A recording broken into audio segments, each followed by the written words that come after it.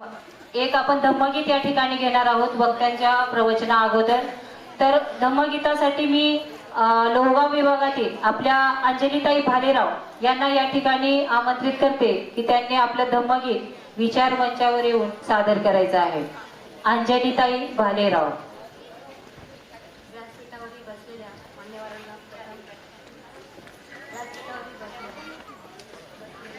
मान्यवरांना सप्रेम जय भीम आणि माझ्या समोर असलेल्या सर्व महिलांना आणि माझ्या मित्रबांधवांना कडक क्रांतिकारी जय. मी आपल्यासमोर एक गीत गाते. पहिले आपल्या सगळ्यांचं स्वागतही करते. स्वागत करीते आज आपका, स्वागत करीते आज आपका, नाच उठा खुशियों से मनवा, स्वागत करीते आज आपका. दे के समय अनमोल जो अपना, दे के समय अनमोल जो अपना, किया से शोभित आज का जलसा, किया से शोभित आज का जलसा. धन्यवाद है कोटिच तुमको, मंगल दिन यह सफल बनाया. बहे सदायो प्रेम का दरिया, बहे सदायो प्रेम का दरिया. स्वागत करीते आज आपका. आणि मी ह्या प्रोग्रामसाठी एक आपल्या महिलांना आपल्या मोढरे सरांनी एवढी सोन्याची संधी चालून दिली आहे. महिला मेळावा खूप चांगला झाला खरंच. आणि आपल्या बाबासाहेबांनी आज आपण कोणत्या पदावर अधिकारावर महिला बसवली आहे, म्हणून बाबासाहेबांसाठी हे गीत कडूबाई खरात यांचं आपल्या समोर सादर करते. काखेत लेकरू हातात झाडणं, डोईवर शेणाची पाटी. टाळ्या वाजवा. अरे काखेत लेकरू हातात झाडणं, डोईवर शेणाची पाटी. कपडा नाला तार खरकट्टा भत्ता, फजिती होती बाई मोठी. माय अभिमान माय बापान, भीमान माय सोन्यानं भरली ओटी. माय अभिमान भीमान माय सोन्यानं भरली ओटी. माय अभिमान भीमान माय सोन्यानं भरली ओटी. मोडक्या झोपडीला होते बाई मोडकी ताटी, पटक्या लुगड्याला होते बाई 17 गाठी. अर पोरग झालं साहेब आणि सुन झालं साहेबनी, सांगतात ज्ञानाच्या गोष्टी. पोरग झालं साहेब आणि सुन झालं साहेबनी, सांगतात ज्ञानाच्या गोष्टी. माय अभिमान माय बापान, भीमान माय सोन्यानं भरली ओटी. माय अभिमान भीमान माय सोन्यानं भरली ओटी. कामगार बाई चालायचं पायी पायी, पुढे लागायची तालुक्याची नवलाई, पुढे लागायची तालुक्याची नवलाई. माय बापानं माय फायलीवर सही केली पोरांनी आणि फटफटी. माय बापाने माय फायलीवर सही केली पोरांनी आणि फटफटी. माय अभिमान माय बापान, भीमान माय सोन्यानं भरली ओटी. माय अभिमान भीमान माय सोन्यानं भरली ओटी. सांगू सांगू मी किती केले माय भरते कष्ट, नव्हतं मिळत खरकट आणि उष्ट. माझा आवाज बसला आज. असाच घास दिला अभिमान, झक्कास वाटी वाटी. अहो असाच घास दिला अभिमान, झक्कास वाटी वाटी. माय अभिमान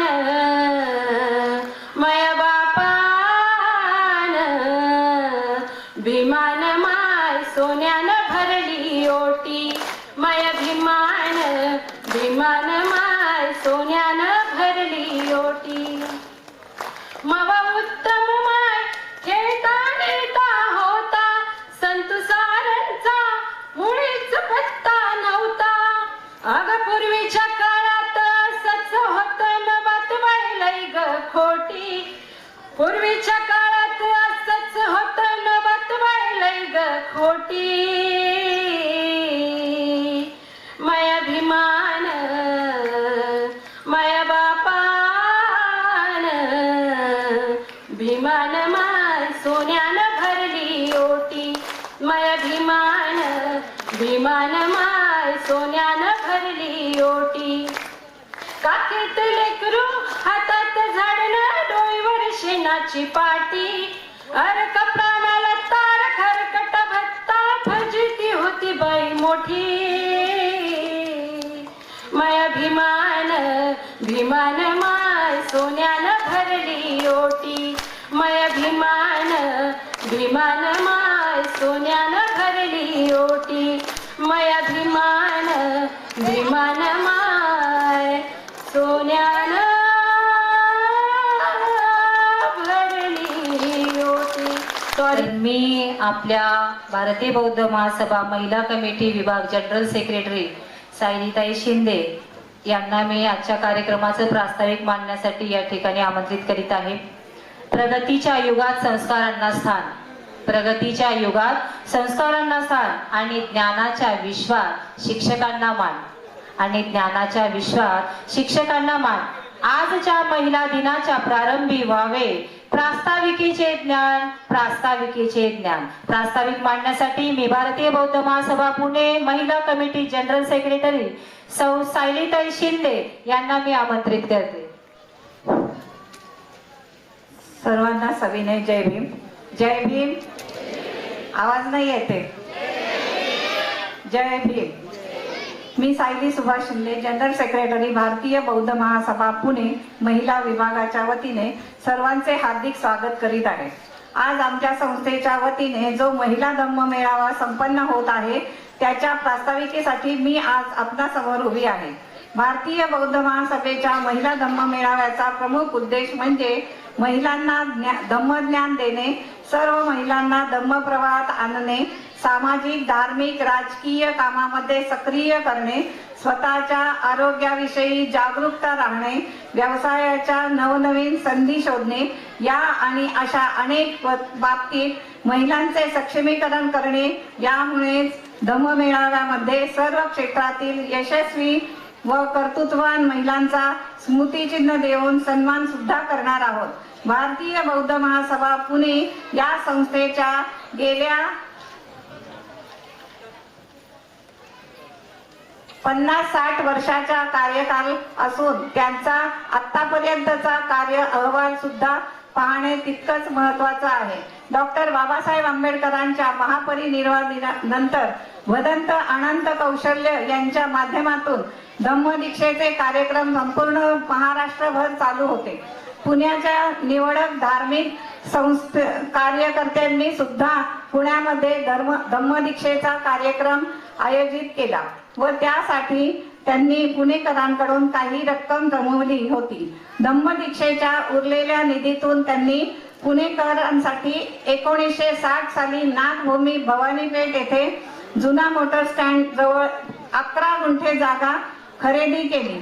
त्यानंतर संस्थेचे धार्मिक कार्य चालूच होते, परंतु त्यासाठी स्वतंत्र संस्था असावी म्हणून 1988 साली भारतीय बौद्ध महासभा पुणे या नावाने ट्रस्ट स्थापन करून ट्रस्टच्या नावाने 11 गुंठे जागा नोंद केली. भारतीय बौद्ध महासभा पुणे अशा प्रकारे 1960 सालापासून धार्मिक कार्याच्या माध्यमातून भगवान बुद्ध, डॉक्टर बाबासाहेब आंबेडकरांच्या व इतर सर्व महापुरुषांच्या जयंती साजरी करणे, श्रावणे शिबिर भरवणे, धम्मदीक्षेचे कार्यक्रम आयोजित करणे, वर्षावास प्रवचन मालिका राबविणे, बौद्धाचार्य कार्यकर्ता प्रशिक्षण शिबिर घेणे, महिला मेळावा घेणे. विशेष म्हणजे पुण्यामध्ये महिलांना बौद्धाचार्यांची सनद देऊन लग्न लावण्यासाठी परवानगी फक्त या संस्थेनेच त्या काळामध्ये दिली आहे. आज रोजी जवळजवळ 30 ते 40 महिला बौद्धाचार्य म्हणून पुण्यामध्ये प्रशिक्षण घेऊन प्रबोधन कार्य करीत आहे. या संस्थेच्या माध्यमातून 2000 सालापासून गेले 25 वर्ष संपूर्ण पुणे शहराच्या वतीने भगवान बुद्ध जयंती निमित्त भव्य दिव्य शोभायात्रेचे आयोजन केले आणि अजूनही करत आहे. महिला धम्ममेळावा म्हणजे म्हणाल तर 2003 मध्ये चंद्राताई मोहिले वाघमारे यांच्या अध्यक्षतेखाली पहिला महिला मेळावा संपन्न झाला. त्यानंतर 2005 मध्ये शारदाताई मोरे यांच्या अध्यक्षतेखाली दुसरा महिला मेळावा झाला. तिसरा धम्ममेळावा 2018 साली रोहिणीताई वंशू यांच्या अध्यक्षतेखाली झाला. याच महिला धम्मचार्य व धम्म कार्याची सनद प्राप्त व ओळखपत्र वाटप करण्यात आले. एक विशेष कार्यक्रम म्हणून 2009 मध्ये डॉक्टर बाबासाहेब आंबेडकर सांस्कृतिक भवन मालदत्ता पुणे येथे शहरातील 100 महिलांना आदर्श माता पुरस्कार देऊन गौरविण्यात आले. सामनेर शिबिरांच्या माध्यमातून एक प्रशिक्षण कार्यकर्ता व बौद्धाचार्य घडवण्याचे कार्य केले जाते. आमच्या संस्थेमध्ये 2005 ते 2014 मध्ये डॉक्टर बाबासाहेब आंबेडकर हाऊसिंग सोसायटीच्या सांस्कृतिक भवनामध्ये सामनेर शिबिरांचे आयोजन केले होते. 2020, 2021, 2022 मध्ये हवेली तालुक्यातील लोणी काळभोर येथे सलग 3 वर्ष सामनेर शिबिरांचे आयोजन केले होते. त्यानंतर 2023, 24, 25 मध्ये धम्मक्रांती बुद्ध विहार गांधीनगर येथे सामनेर शिबिर भरवून धार्मिक कार्यकर्ते घडविण्याचे कार्य केले. प्रत्येक वर्षी आषाढ पौर्णिमा ते अश्विन पौर्णिमेला या 3 महिन्याच्या कालावधीत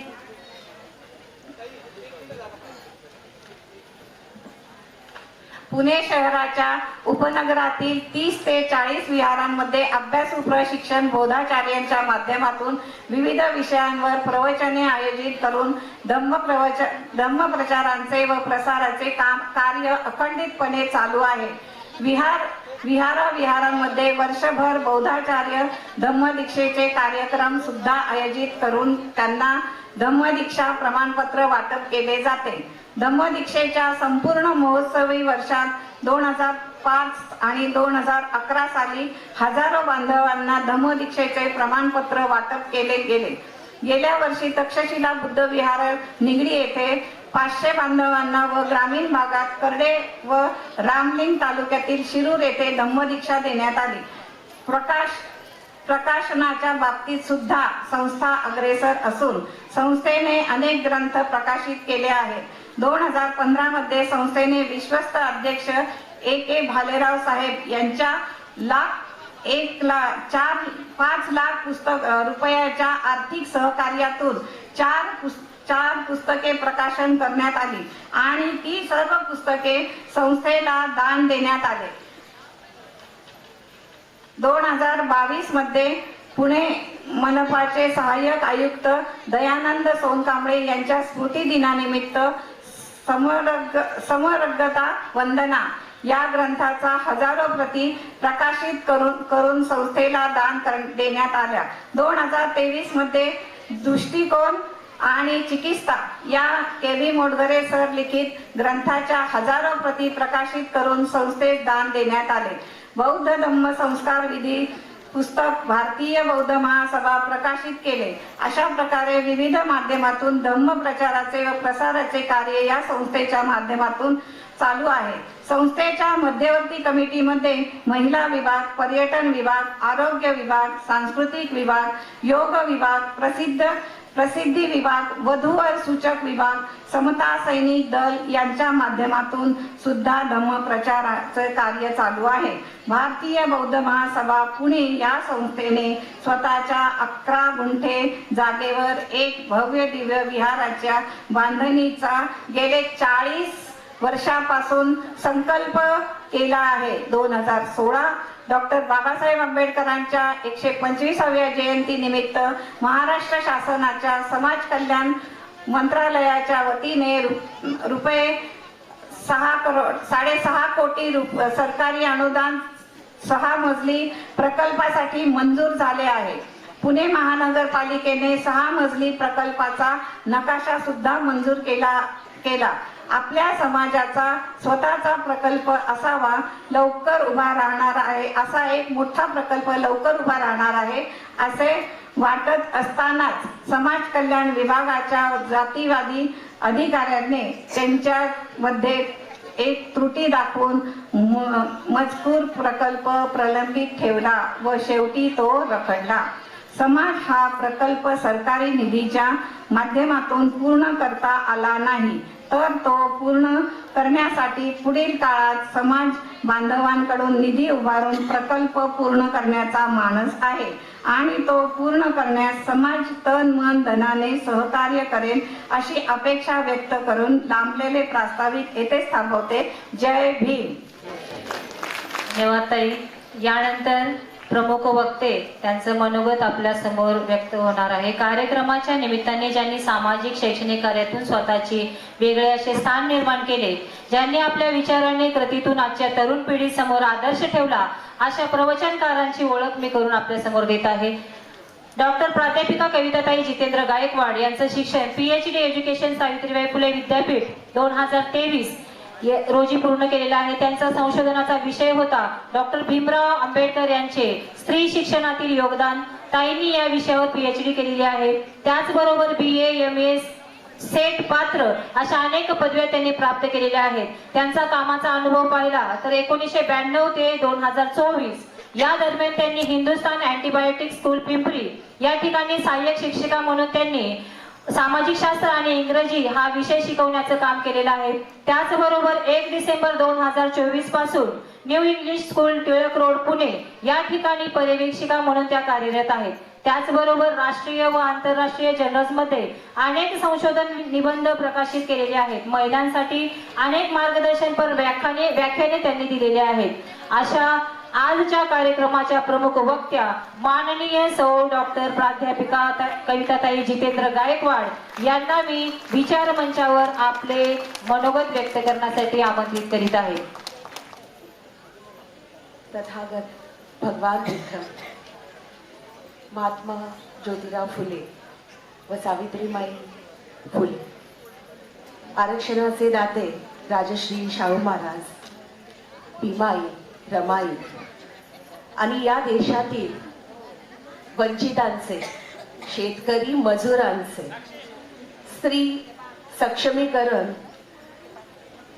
आणि थोर समाजशास्त्रज्ञ, अर्थशास्त्रज्ञ, संविधान तज्ञ असे महामानव डॉक्टर बाबासाहेब आंबेडकर, आपले डॉक्टर बाबासाहेब आंबेडकर.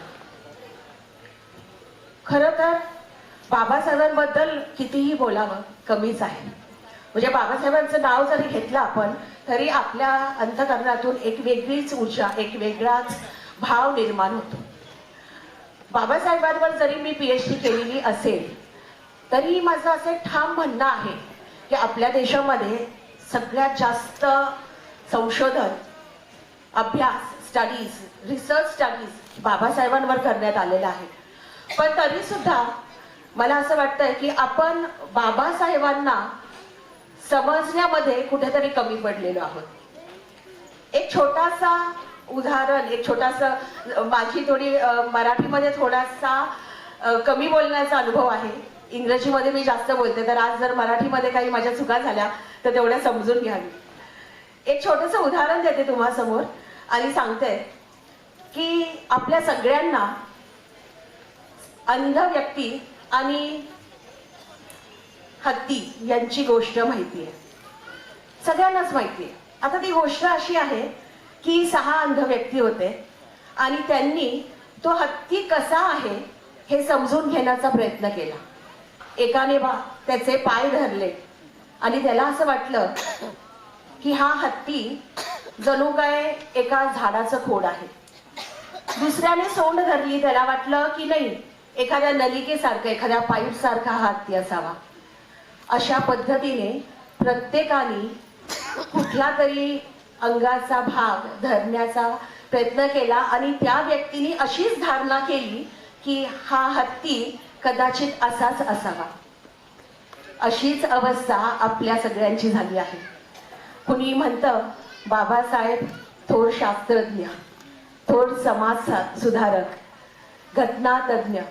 पण तुम्हाला खरं सांगू का, बाबासाहेबांना अजूनही आपल्यापैकी, मी ठामपणे असं सांगते की हिंमत करते मी, की अजूनही आपण बाबासाहेबांना समजू शकलो नाहीये. जसा हा हत्ती प्रचंड महान, प्रचंड मोठा, ज्याची व्याप्ती इतकी आहे, तसेच आपले बाबासाहेब आहेत. त्यांना समजणं, त्यांना समजून घेणं, त्यांचं अनुकरण करणं हे खरोखर खूप अवघड आहे. पण मला ह्याचंही कौतुक वाटतंय, आपण आटोकाट प्रयत्न करतोय की आपण बाबासाहेबांनी दिलेल्या जे काय वचन आहे, जे काय मार्गदर्शन आहे, त्याच्यावर चालण्याचा प्रयत्न करत आहोत. आणि त्यामुळे आज खरोखर मी असं बौद्ध महासभा, भारतीय बौद्ध महासभा यांच्या कार्याचं खरंच कौतुक करते.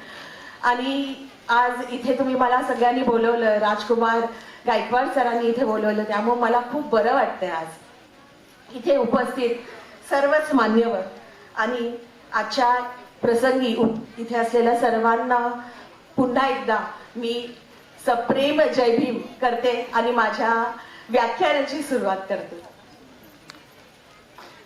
एक छोटीशी गोष्ट मला इथे सांगावीशी वाटते, कारण जेव्हा आपण आपल्या देशाचा इतिहास पाहतो, आपण सगळेजण जाणतो की या देशामध्ये या देशाचा जो इतिहास आहे, यामध्ये स्त्रियांचं काय काम होतं, स्त्रियांचा दर्जा काय होता, सगळ्यांनाच माहिती आहे. बाबासाहेबांनी जे पुस्तक लिहिलेलं आहे, rise and fall of the Hindu women, स्त्रियांचं राईज अँड फॉल म्हणजे त्यांचा उत्थान कसा झालेला आहे, त्यांची प्रगती वर आणि खाली ही कशी झालेली आहे, या पुस्तकामध्ये बाबासाहेबांनी सगळी माहिती दिलेली आहे.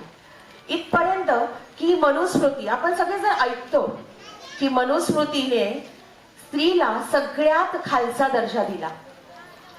मनुस्मृती असं म्हणते, हर जाती से निचली, हर जाती से निचली नारी की जात. म्हणजे मगाशी महात्मा ज्योतिराव फुले यांनी उल्लेख केला की या देशामध्ये 4 वर्ण होते, ब्राह्मण, वैश्य, क्षत्रिय आणि शूद्र. काय अवस्था होती या शूद्रांची? जर आपण इतिहासात पाहिलं तर या शूद्रांना काहीच नव्हतं हो, खरंच काहीच नव्हतं. म्हणजे राहण्यासाठी एक प्रकारे आपण असं म्हणूया, गावाच्या बाहेर ते राहायचे, त्यामुळे राहण्यासाठी जागा नव्हती, मोकळा श्वास ते घेऊ शकत नव्हते, चांगलं अन्न ते खाऊ शकत नव्हते, चांगल्या वस्त्र आपण घालू शकत नव्हतो. आणि अशा परिस्थितीमध्ये जेव्हा आपल्याला कुठलाच प्रकारचा अधिकार नव्हता, आपल्यासाठी फक्त आणि फक्त, मी ज्योतिराव महात्मा फुले ऑफकोर्स यांचं खूप मोठं कार्य आहे. बाबासाहेबांनी स्वतः भगवान बुद्ध, कबीर आणि महात्मा फुलेंना आपलं गुरु मानलेलं आहे. प्रचंड मोठं कार्य आहे. पण या सगळ्या गोष्टींची प्रत्येक, आता ज्या ज्या व्यक्तींची इथे नावं घेतल्या गेलेली आहे, त्यांचं अभूतपूर्व कार्य आपण बघितलेलं आहे आणि आहे. पण या सगळ्या कार्याला पुढे नेऊन एका उच्च स्तरावर आणि घटनेच्या ह्याच्यामध्ये बांधण्याचं काम जे केलेलं आहे, ते फक्त आणि फक्त आपल्या बाबासाहेब आंबेडकरांनी केलेलं आहे. आणि म्हणूनच मला असं वाटतंय की आज आपण इथे मोकळ्या पद्धतीने बसलेलो आहोत. आज आपण आपले चांगल्या घरांमध्ये राहत आहोत, उच्च शिक्षित आहोत. कारण आपल्या रक्तामध्ये, आपल्या शरीरामध्ये, प्रत्येक रक्तावर, प्रत्येक मांसपेशीवर फक्त बाबासाहेबांचाच अधिकार आहे. आज इथे आपण आहोत ते फक्त बाबासाहेबांमुळे. आणि ही जाणीव आपल्याला दररोज झालीच पाहिजे, अगदी दररोज. आपल्या मुलाबाळांना आपण हे सांगितलं पाहिजे की आज जर आपण चांगल्या घरात राहतोय ना, हे दररोज मी स्वतःही हे करत असते की ते हे बाबांमुळे आहे. आज तू चांगला घास घेतेस ना, हे फक्त बाबांमुळे आहे. तू समाजामध्ये मोकळेपणाने वावरतेस किंवा वावरतोस, हे फक्त आपल्या बाबासाहेबांमुळे आहे. आणि याची जाणीव आपण प्रत्येक वेळेला आपल्यामध्ये आणि आपल्या मुलांमध्ये, आपल्या धम्म बांधवांमध्ये ही करून दिलीच पाहिजे. जसं सोनबाचं आता इथे नाटिका सादर झाली आणि मला अक्षरशः माझे अश्रू आवरून झाले नाही, कारण सोनबाची जी निष्ठा होती ना, ती आपल्यामध्ये आहे का? ती निष्ठा, जी व्यक्ती बाबासाहेबांसाठी 7 वर्ष वाट बघत राहते, आपण काय करत असतो? थोडंसं मला आज माफ करा, पण मी काही गोष्टी जी बोलणार आहे, जर तुम्हाला वाईट वाटलं तर मी मनापासून तुमच्या सर्वांची इथे माफी मागेन. पण आपण काय करत असतो याबद्दल आज आपण थोडासा विचार करूयात. मी व्याख्यान नाही, पण तुमच्याशी खरंच एक मन मोकळ्या पद्धतीने तुमची बहीण म्हणून, तुमची अगदी मोठी बहीण, लहान बहीण म्हणा, म्हणून मी तुमच्याशी संवाद साधते. मगाशी मी मनुस्मृतीचा उल्लेख केला, त्यामुळे एक गोष्ट मला सांगावीशी वाटते. ही आहे 19व्या शतकाच्या सुरुवातीतली गोष्ट. चेरखेळा नावाचं एक गाव, चेरखेळा नावाचं एक गाव, आणि या गावामध्ये इजावा जातीची एक महिला राहत होती. या महिलेचं नाव आहे नांगेली. बघा, ही जी नांगेली आहे तिथे राहत होती. इजावा जात म्हणजे अगदी खालची जात, केरळमधली, म्हणजे अशी जात की ज्यांना प्रत्येक गोष्टीपासून वंचित ठेवण्यात आलं. ही जी नांगेली होती, एकदा काय झालं की तिच्या समोर, तिच्या घरासमोर काही परपन्न म्हणजे वसूलदार आले. आता तुम्हाला असं वाटेल, वसुली? कसली वसुली आणि काय प्रकार आहे हे? तुम्हाला आश्चर्य वाटेल माझ्या बांधवांनो, बहिणींनो, की या केरळ या राज्यामध्ये एक अमानुष अशी प्रथा होती. ज्या ज्या स्त्रिया खालच्या जातीच्या होत्या, त्या स्त्रियांना आपलं स्तन सुद्धा झाकण्याची मुभा नव्हती. विचार करा, या देशामध्ये कोणत्या थरापर्यंत अन्याय सहन करावा लागला दीन दलितांना आणि विशेषतः स्त्रियांना. स्त्रीवर तर अधिकच अन्याय झाला हो, कारण एकतर दीन दलित आणि वरून ती स्त्री. त्यामुळे विचार करा, आता अशी प्रथा होती की जर स्त्रियांनी आपले स्तन, आपल्यावरचं अंग झाकलं तर त्यांना कर द्यावा लागत होता. या कराचं नाव होतं ब्रेस्ट टॅक्स, किंवा याला असंही म्हटलं जात होतं की मुलक्कम. केरळी भाषामध्ये मुलक्करम असं त्याला म्हटलं जात होतं. जसे हे वसुलीदार समोर आले, दररोज ते यायचे, म्हणजे विचार करा त्यावेळेसच्या आपल्या स्त्रियांना त्या भागामध्ये किती त्रास होत असेल. आणि एके दिवशी ती कंटाळली, नांगेली कंटाळली, आणि ते जेव्हा वसुलीदार तिथे आले, तिने आपले स्तन कापले आणि ती रक्तामध्ये तिथे रक्तस्राव होऊन ती मरण पावली. ही घटना त्यावेळेला सगळीकडे प्रसिद्ध झाली आणि तिकडचा जो राजा होता त्यांनी त्या घटनेनंतर कर रद्द केला. हा जो ब्रेस्ट टॅक्स होता हा कर रद्द करण्यात आला. पण काय, एका महिलेला आपला जीव गमवावा लागला, आणि कशासाठी? इतकी वाईट अवस्था होती आपल्या देशामध्ये, इतक्या वाईट पद्धतीचे इकडे परंपरा किंवा धर्माच्या नावाखाली चालणारे रीती होत्या. आणि म्हणूनच आज मला असं खरंच ठाम म्हणावंसं वाटतंय की आज आपण जर इथे उभे आहोत आणि आज जर आपण हे सगळं पाहतो आहोत, तर यामध्ये फक्त आपल्या बाबासाहेबांचाच पूर्णपणे भाग आहे, किंवा त्यांच्यामुळे आज आपण इथे आहोत.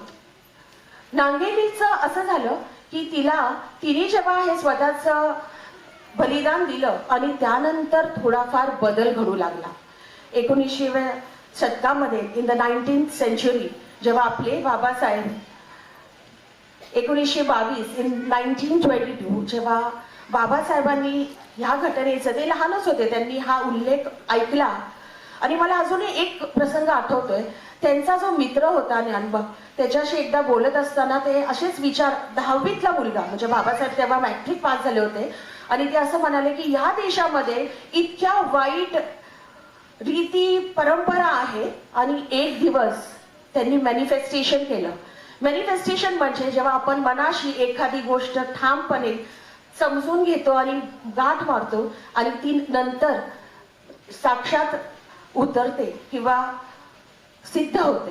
त्यांनी त्यावेळेला बाबासाहेब जे 10वीमध्ये बोर्डाची परीक्षा पास होऊन, त्यावेळेला जे काय बोर्डाचं निकष असतील ती परीक्षा पास होऊन ते असं म्हणतात त्यांच्या मित्राला की या देशामध्ये जे वाईट रीतिरिवाज आहेत, ज्या वाईट परंपरा आहेत आणि धर्माच्या नावाखाली जे काही चालले आहे, एक दिवस मी हे बंद करेन.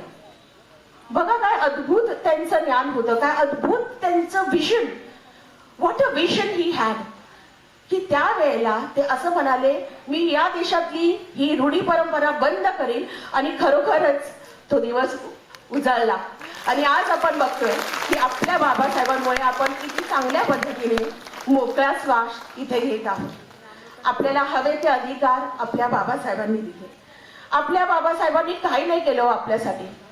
आपल्या बाबासाहेबांसाठी आज आपण सर्वस्व जरी त्यागलं ना तरीही कमीच आहे, असं मला वारंवार वाटत असतं. पण तरी सुद्धा एक गोष्ट कायम खंत वाटते की खरंच बाबांनी जे दिलेल्या 22 प्रतिज्ञा आहेत, विशेषतः मी माझ्या महिला आणि माझ्या भगिनींना हे सांगेल, याचं पूर्णपणे पालन आपण करतो का? ती व्यक्ती इतकी महान होती, त्यांनी आपल्याला साध्या सरळ सोप्या भाषेमध्ये 22 प्रतिज्ञा दिल्या, पण तरी सुद्धा त्यांचं पूर्णपणे पालन आज आपण करायला असमर्थ आहोत. त्यांनी दिलेल्या अनेक वेळा बाबासाहेबांच्या प्रती मला असं जाणवतं की आपण धम्माचं कार्य करत असतो, पण तरी सुद्धा माझ्या भगिनी काही मला धर्माच्या नावाखाली किंवा रूढी परंपरेच्या नावाखाली उपासतापास करताना दिसतात, वेगवेगळ्या देवांची पूजा अर्चना करताना दिसतात. आणि मला असा प्रश्न पडतो की का बरं हे असं होतंय? जर बाबासाहेबांनी आपल्याला सांगितलंय की ज्या धर्मामध्ये आपल्याला कुठलीच मुभा नव्हती, कुठलाच अधिकार नव्हता, मान सन्मान नव्हता, आणि म्हणूनच आपल्या बाबांनी बौद्ध धर्माची दीक्षा आपल्याला दिली, स्वतः घेतली. त्यांचं ते वाक्य आपल्या प्रत्येकाला माहिती आहे की मी हिंदू म्हणून जन्मलो तरी मी हिंदू म्हणून मरणार नाही. जर आपले बाबासाहेब असं म्हणतात तर आपण अजूनही का हिंदू परंपरा किंवा हिंदूंच्या रीतिरिवाजामध्ये अजूनही का आपण अडकलेलो आहोत? तर याचा आपण निश्चितपणे कुठेतरी विचार केला पाहिजे की नाही, याच्या पलीकडेही आपण जाऊन ह्या 22 प्रतिज्ञांचं पालन करूया, काटेकोर पद्धतीने पालन करूया. बाबासाहेबांनी दिलेला जो धम्म आहे तो धम्म नसून एक अमूल्य असा रत्न आहे. बौद्ध धम्मामध्ये rise and fall of Hindu women, यामध्ये बाबासाहेबांनी बुद्ध धम्माची अतिशय चांगल्या पद्धतीने मांडणी केलेली आहे. बर्मामध्ये ते असं म्हणतात की स्त्रियांना खूप वरचा दर्जा दिला जात आहे. माझ्या बांधवांनाही मी मला सांगू इच्छिते याच्या या प्रसंगी की आपण आपल्या बायकोला, आपल्या घरातील गृहिणीला किती मान देतो हो? बऱ्याचदा आपण असं म्हणतो हिला काही कळत नाही, हिला असं समजत नाही. पण असं का होतंय? इतिहासात आपण पाहिलंय की ज्योतिराव फुले आणि सावित्रीबाई फुले, सावित्रीबाईंनाही काही येत नव्हतं, महात्मा ज्योतिराव फुलेंनी त्यांना शब्द शिकवला. आणि आपण बघितलंय की जेव्हा एक स्त्री आणि पुरुष म्हणजे एक नवरा आणि बायको इतिहासामध्ये एकत्र काम करतात तेव्हा ते इतिहास बदलू शकतात. आपण मात्र हे समजण्यामध्ये कमी पडलेलं आहोत. माझ्या बांधवांना मी असं म्हणेन की आजपासून तुम्ही तुमच्या गृहिणीला, तुमच्या घरातल्या तुमच्या अर्धांगिनीला आजपासून तुमच्या बरोबरीने काम करायला शिकवा. तुम्ही सुद्धा धर्म, कर्म, कांड हे सगळं उपास आपल्या धर्मामध्ये नाहीये, त्यामुळे हे आपण सोडून पुढे गेलं पाहिजे. बाबासाहेबांनी आपल्याला काय सांगितलं तर शिका, संघटित व्हा आणि संघर्ष करा. होय, आपण शिकतोय, आज जर तुम्ही अनालिसिस पाहिलं, जर तुम्ही रिसर्च रिपोर्ट्स पाहिले, तर बऱ्यापैकी आपले लोक शिकायला लागलेली आहेत. पण बाबासाहेबांचं पुन्हा एकदा वाक्य हेच होतं की शिकलेल्यांनीच मला माझा घात केलाय. आणि हे खरोखर खरं आहे.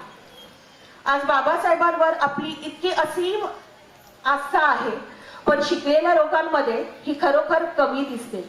आणि हे मी आजचा ठामपणे आजच्या या कार्यक्रमामध्ये सांगते, कारण बऱ्याच आपल्याला असं दिसतंय की उच्च शिक्षित लोक, अपवाद आहेतच, हे कमी पद्धतीने कमी प्रभाव आपल्या या प्रभावामध्ये दिसतात आणि स्वतःची प्रगती झाली की ती तिथे थांबलेले दिसतात. पण मग आता ही स्वतःची प्रगती आपण कशी करूया? बाबासाहेब कायम म्हणत असत, शिका. आणि आपण खरोखर शिकत आहोत. आपल्या मुलांना सगळ्यात पहिलं आपलं कार्य जे असेल ते आपल्या मुलांना अधिक अधिक आणि चांगलं असं शिक्षण देणं. बाबासाहेब म्हणायचे, जर तुमच्याकडे 2 रुपये असतील तर 1 रुपया तुमच्या अन्नावर आणि दुसरा रुपया तुमच्या पुस्तकांवर तुम्ही व्यतीत केला पाहिजे. आपलं घर कितीही लहान असो किंवा मोठे असो, आपल्या घरामध्ये भरभरून पुस्तकं पाहिजे. इतकी पुस्तकं पाहिजे की आपल्या मुलांना आपण सतत पुस्तकांच्या आजूबाजू ठेवलं पाहिजे. पण होतंय काय? थोडीशी मुभा घेते आणि सांगते की बऱ्याचदा आपले मुलं गणपती आलाय, चला 10 दिवस गणपतीमध्ये व्यस्त होताना आपली मुलं दिसत आहेत. 10 दिवस मस्ती असते, तिकडचा जो काय प्रवाह आहे, ढोल ताशा बाजा हे काय असेल ह्याच्यामध्ये व्यस्त झालेली आपली मुलं दिसतात. नवरात्र आले त्यामध्ये आपले मुलं दिसतात. आपण आपल्या मुलांना हे सांगितलं पाहिजे की यामध्ये न गुरफटता या 10 दिवसांचा, या 9 दिवसांचा आपण खूप चांगल्या पद्धतीने उपयोग करू शकतो. तुम्ही विचार करा, 10 दिवसामध्ये एखादं पुस्तक जर आपल्या मुलांनी वाचलं, त्याचा उपयोग किती होईल? एक पुस्तक आपलं आयुष्य बदलू शकतं. आणि म्हणूनच आपल्या मुलांना सर्वात आधी एक स्त्री म्हणून आपण आपल्या मुलांना आधी घडवूया. आपल्या घरामध्ये जर असं हे होत असेल तर आपण हा निर्धार करूया की नाही, ही जी क्रांती आहे, हा जो वेग आहे, जो बाबांनी सुरू केलेली क्रांती आहे, मी माझ्या घरातून, नंतर माझ्या समाजातून आणि नंतर माझ्या देशापर्यंत पोहोचवण्याचा मी निश्चितपणे प्रयत्न करेन. त्यामुळे आजच्या या कार्यक्रमाला मला खरंच असं सांगावंसं वाटतंय की हे करूयात आपण. अगदी माझ्या सकट आपण सगळ्यांनी हे करणं भाग आहे आणि हे करायचा प्रयत्न करूयात, अतोकात प्रयत्न करूयात. जेव्हा बाबासाहेबांचा आपण हे पाहतो, प्रवास पाहतो, तेव्हा 1922 साली जेव्हा ते अमेरिकेमध्ये शिकत होते, जेव्हा ते MA PhD करत होते, तेव्हा बाबासाहेब एका त्यांच्या वडिलांच्या मित्राला एक पत्र लिहितात आणि त्या पत्रामध्ये ते असं म्हणतात, I measure the progress of the women. I measure the progress of the women that will be accelerated greatly if female education is comparatively done with male education. म्हणजे त्यांचा अट्टास असा होता की प्रत्येक स्त्री ही शिकली पाहिजे. बाबासाहेबांनी वारंवार असं आपल्याला सांगितलेलं आहे की प्रत्येक स्त्री ही शिकली पाहिजे. प्रत्येक वेळेला जेव्हा जेव्हा बाबासाहेबांनी कुठलाही सत्याग्रह केला किंवा कुठल्याही एखादी सभा घेतली, तर तुम्हाला आश्चर्य वाटेल की त्यावेळेला बाबासाहेबांनी प्रत्येक वेळेला स्त्रियांसाठी वेगळी सभा घेण्याचा प्रयत्न केलेला आहे आणि घेतलेली आहे. या सभेमध्ये, महाडच्या सभेमध्ये 20 मार्चला आपण महाडचा पाणी सत्याग्रहाचा दिवस आपण साजरा केला आणि या सत्याग्रहामध्ये जेव्हा वेगळी सभा बाबासाहेबांनी घेतली ती अभूतपूर्व होती. अभूतपूर्व म्हणजे कशी? त्या सभेमध्ये बाबासाहेबांनी आपल्या सगळ्या स्त्रिया, अर्थात तिथे काही ब्राह्मण स्त्रिया आणि इतर जातीच्याही स्त्रिया होत्या, त्यांना उपदेश केलं. उपदेश म्हणजे कुठपर्यंत की अगदी राहणीमान. बाबांनी त्यांना सांगितलं, आपल्या स्त्रियांना सांगितलं की तुमची राहणीमान आधी बदला. तुम्ही जे अगदी गुडघ्यापर्यंतच जे वस्त्र नेसताय किंवा लुगडं नेसताय तसं नेसू नका. पूर्ण वस्त्र म्हणजे पूर्ण लुगडं नेसण्याचा प्रयत्न करा. सोन्याचे दागिने घाला, स्वच्छ राहा, मुलांना शिकवा. प्रत्येक गोष्टीमध्ये आपला दर्जा हा उच्च कसा असेल, म्हणजे तुमच्याकडे बघितलं तरी या देशाची इतकी वाईट परंपरा आहे की आपल्या आडनावाने आपल्याकडे बघून आणि आपल्या राहणीमानावरनं सुद्धा लोक जज करत असतात आपल्याला. तर बाबासाहेबांनी त्या सभेमध्ये प्रत्येक स्त्रीशी असा संवाद साधला की तुम्ही स्वतःचं राहणीमान बदला. कास्याचे दागिने आपल्या स्त्रिया घालायच्या. त्यांनी सांगितलं नका घालू, सोन्याचं छोटंसं दागिनं घातलं तरी चालेल, पण तुम्ही तसं करा. आणि तुम्हाला आश्चर्य वाटेल माझ्या बहिणींनो की त्या सभेने आपल्या स्त्रिया इतक्या पेटून उठल्या की सभा संपल्यानंतर तिकडे अनेक महिलांनी आपली लुगडी सोडली आणि त्यांना आपल्या स्त्रियांना शिकवलं, आपल्या माता भगिनींना शिकवलं की व्यवस्थित साडी ही कशी नेसायची असते. नऊवारी साडी त्यावेळेला नेसली जात असते आणि तिथे ते करण्यात आलं. त्यांनी आपल्या अंगावरचे जे कमी दर्जाचे आभूषण होते ते काढून फेकले. इतकी ऊर्जा होती आपल्या बाबासाहेबांमध्ये आणि इतका प्रभाव असे त्यांच्या बोलण्याचा आपल्या लोकांवर. आणि म्हणूनच आजही आपण बघतो की आपल्या बाबांसाठी जीव सुद्धा द्यायला लोक तयार असतात. तर मगाशी सांगितल्याप्रमाणे 1922 साली ते असं विचार करतात की स्त्रियांचा जर उद्धार करायचा असेल तर एकच गोष्ट फार महत्वाची आहे आणि ती म्हणजे स्त्री शिक्षण. प्रत्येक स्त्रीने सतत उच्च, फक्तच मी असं नाही म्हणणार की तुम्ही फक्त शिकण्याचा आणि उच्च डिग्री घेण्याचा प्रयत्न करा, पण दररोज आपली प्रगती कशी आपल्याला करता येईल याचा आपण अतोकात प्रयत्न केला पाहिजे. प्रत्येक वेळेला मला काहीतरी नवीन वाचायचंय, मला माझ्या मुलांना काहीतरी नवीन द्यायचंय, सांगायचंय, या दृष्टीने आपण दररोज वाचन केलं पाहिजे. आपल्या मुलांना असं वातावरण द्या, असं एन्व्हायरमेंट द्या त्यांना की त्यांना सतत बाबासाहेबांच्या कष्टाची जाणीव झाली पाहिजे आणि हे आपल्या आचरणातूनही आपण त्यांना सांगू शकतो. आणि म्हणूनच मला असं सांगावंसं वाटतंय की जेव्हा पुढे जाऊन बाबासाहेबांनी 1950 रोजी जेव्हा हिंदू कोड बिल हे संसदेत आणलं, त्या वेळेला त्या संसदेमध्ये हे बिल जेव्हा चर्चेत आलं तेव्हा सर्वत्र त्याची इतकी चर्चा झाली की रूढीवादी लोक असं म्हणाले की नाही, हे बिल दहन करा, म्हणजे हे फाडून टाका, हे याचा जस्ट बर्न इट आउट, कारण हे आपल्या हिंदू संस्कृतीला तडा देणारं, आपल्या हिंदू समाजाच्या विरोधातलं हे बिल आहे. पण मला असं खरंच सांगावंसं वाटतं, जे हिंदू कोड बिल तेव्हा रूढीवादी लोक असं म्हणाले की या बिलाचं दहन केलं पाहिजे, पण आज सत्यस्थिती ही आहे की याच बिलामुळे आज अनेक स्त्रियांचं दहन होण्यापासून बचावल्या गेलेल्या आहेत आणि आजच्या आपल्या या स्त्रिया यामुळे सक्षम झालेल्या आहेत. बाबासाहेबांनी प्रत्येक बाब अशी करून ठेवलेली आहे. जेव्हा ते एका मायनिंगच्या एरियामध्ये जातात, तर स्त्री तिथे आहे आणि अचानक तिला त्रास होऊ लागतं, तेव्हा बाबासाहेब मिनिस्टर होते आणि तिला त्रास झाल्यावर त्यांना असं जाणवलं की नाही, माझ्या या ज्या भगिनी आहेत यांना मॅटर्निटी लीव्ह ही दिलीच पाहिजे आणि त्यावेळेला त्यांनी त्याचे प्रोव्हिजन केलं. बाबासाहेबांनी मॅटर्निटी लीव्ह जी प्रत्येक स्त्रीला, किंवा आज आपण बघतो की एक समान पगार, कित्येक वेळेला असं होत असतं, अजूनही काही ठिकाणी आहे की एक पुरुष 2 मजूर असतील, एक पुरुष आणि स्त्री, तर पुरुषाला जर 500 रुपये असतील तर त्या स्त्रियेला अर्धीच अमाऊंट दिले जाते. असं का होतंय? आजही आपण बघतो की हा जो भेदभाव आहे काही ठिकाणी चालू आहे आणि या विरुद्ध आपण एकत्र येऊन संकल्प केला पाहिजे आणि या विरुद्ध आपण या अनेक वेळा ह्याच्यासाठी एकत्र होऊन खरं तर असं म्हटलं पाहिजे की आपण सगळे जे वेगवेगळे गट आहेत त्यांनी एकत्र येऊन एक मोठं विधायक कार्य खरं केलं पाहिजे. बाबासाहेबांचं जे स्वप्न होतं की माझ्या देशातल्या माझ्या गोरगरीब बांधवांनी राज्यकर्ते झालं पाहिजे, राज्यकर्ते, हा ते स्वप्न मात्र आय एम सॉरी टू से पण अजूनही अपूर्णच राहिलं आहे.